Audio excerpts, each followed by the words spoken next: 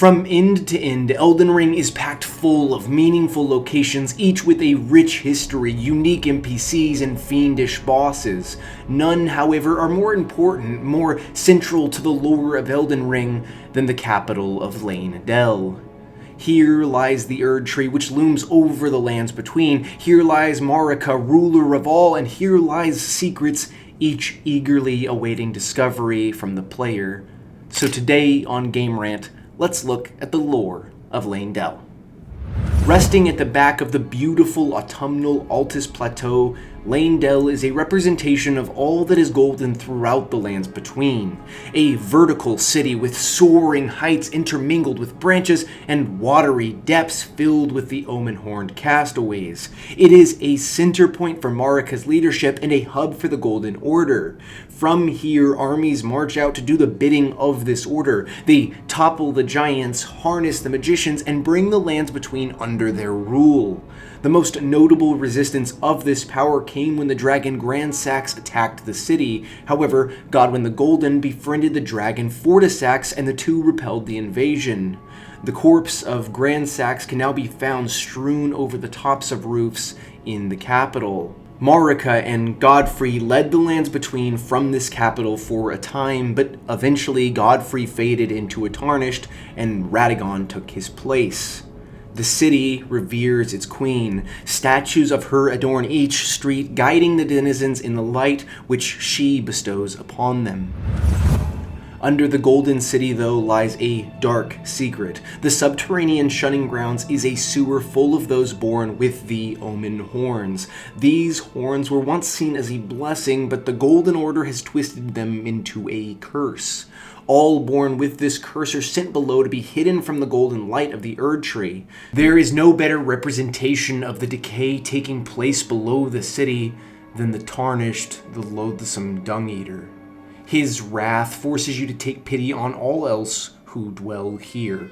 But even deeper than that, under the city lies another secret.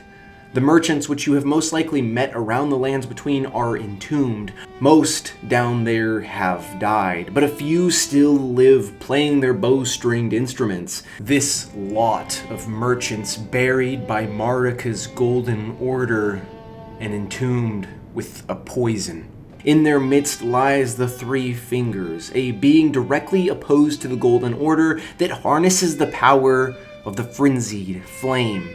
Something that can be seen poisoning both merchants and inhabitants of the lands between. But now the city is falling.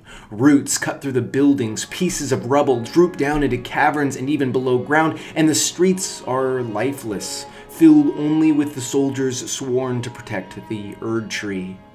The falling leaves tell a story. A once great capital crumbles underneath the weight of ambition and a string of lies.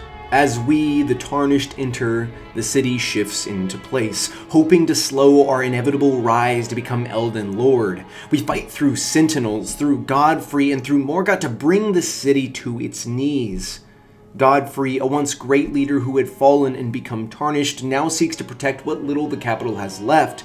And even more tragically, Morgott, a demigod spurned by the city, turned away by his mother, and cast to the sewers below, now stands as the city's last line of defense, fighting even though he had been cast away for his omen horns.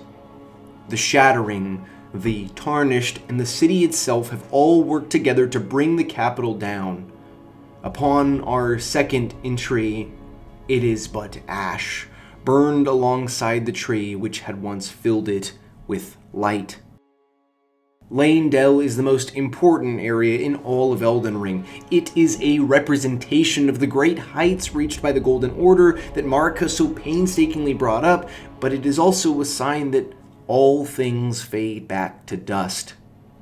The city, its sins, and the tree which shades it all eventually burn, and all that is left are the falling leaves.